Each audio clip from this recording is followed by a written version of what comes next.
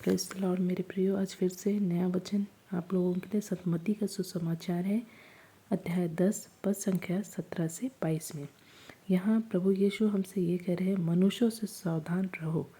जी हाँ मेरे प्रियो, हमें मनुष्यों से सावधान रहने की बहुत आवश्यकता है, क्योंकि हमें वो अदालतों के हवाले या सभागृहों में हमें दिए जा सकते हैं। हम उनके कारण तो हमें डरना नहीं है, हमें प्रभु पे विश्वास करना है और उसके वचन पे चलना है, ताकि हम मुक्ति पा सके। तो यहाँ पे ये है, प्रभु यीशु के नाम के कारण हम सताए जाएंगे, है ना। यहाँ पे बहुत क्लियर इस वचन में लिखा हुआ है कि हमें प्रभु यीशु के नाम के कारण हमें बहुत लोगों के द्वारा अपमान, पीड़ा, दुख, तकलीफ़ें ये हमें दिया जा सकता है। तो हमें डरना नहीं है, हमें प्रभु यीशु में बने रहना है और प्रभु विश्वास के साथ अंत तक धीर बने रहना है, ताकि हमें मुक्ति मिल सके। क्योंकि यहाँ पे प्रभु यीशु का कहना है कि वो समय के अनुसार प्रभु यीशु हमें शब्द देंगे, जिसकी वजह से हम बोल पाएंगे। हम नहीं बोलेंगे, वो पवित्र आत्मा के द्वारा हमसे वचन या शब्द हमारे मुख से निकलेगा। यहाँ पे प्रभु यीशु जो है हमें क्लियरली बता रहे हैं, क्लियर शब्दों से बता रहे हैं कि हमें अपने आप को प्रभु के लिए कैसे समर्पण करना है और हमें कैसे मुक्ति मिलेगी।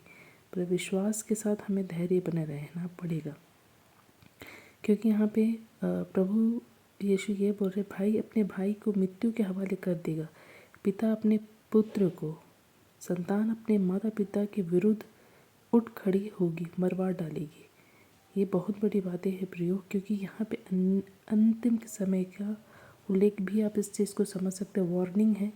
और यहाँ पे प्रभु यीशु के शब्दों के द्वारा एक एक शब्द जो है सत्य है, और ये पूरा होके ही रहेगा और पूरा हो भी रहा है। आप देख भी रहे आसपास के वातावरण के अनुसार, आप यहाँ पे देख भी पा रहे हैं कि प्रभु यीशु जो है यहाँ पे क्लियरली वचन में लिखा भी है, और आज ये चीज़ हो भी रहा है इस दुनिया में। तो प्रभु यीशु के द्वारा आज हम अपने जीवन में कैसे उद्धार और मुक्ति पाएंगे, इस विषय के बारे में हमको ज़्यादा सोचना है प्रियो, ना कि अन्य बातों की चिंता करना है। प्रभु यीशु में अगर हम विश्वास करते हुए अंतिम समय तक उनके वचनों को अपने हृदय में अगर रखते हैं, तो हमारी मुक्ति निश्चित है। हम प्रभु के राज्य में प्रवेश कर पाएंगे। प्रभु यीशु के लिए अगर अपमानित सहन करना पड़ रहा है, तो भी कोई डरने की बात नहीं, कोई दुख तकलीफ़ें लेने की बात नहीं है। बस हमें अपने विश्वास के साथ प्रभु यीशु के मार्गों पे चलना है प्रिय, ताकि प्रभु यीशु हमें जीवन दे सके, हम प्रभु में जयवंत पा सके, और हमेशा प्रभु यीशु के द्वारा हम विजयी बने। हर चुनौती को एक्सेप्ट करें, ताकि आपके जीवन में प्रभु यीशु जो है कार्य करने पाए। क्योंकि हमारे पास हमारे इन दिनों में बहुत सारी चीज़ें हमारे आसपास ऐसे घटित होती, जिसको हम एक चुनौती के तौर पर हम ले सकते हैं अपने जीवन में, ताकि ये जो वचन है ये फुलफ़िल हो पाए। नहीं, बहुत सारे लोग होते हैं कि अगर कुछ अत्याचार हुआ, कुछ दुख तकलीफ़ें हुई, तो वो कुड़कुड़ाने लगते हैं, या फिर अपने धैर्य खो करके वो अन्य रास्ते चुन लेते हैं। मगर ऐसा नहीं है प्रियो, यहाँ वचन एकदम क्लियरली यहाँ पे हमसे बातचीत कर रहे हैं कि हमें धीर बने रहना है, अपने विश्वास पे खड़े रहना है, ताकि हमारी मुक्ति प्रभु यीशु के द्वारा होने पाए। तो ये जो चीज़ है हमारे लिए एक योजना के तहत है, और ये योजना के तहत हम परखे जाएंगे प्रभु यीशु के राज्य के लिए। तो हमें अपने आप को पूरा तैयार करना है, ताकि हम प्रभु के राज्य में जाने के योग्य बनने पाए प्रियो।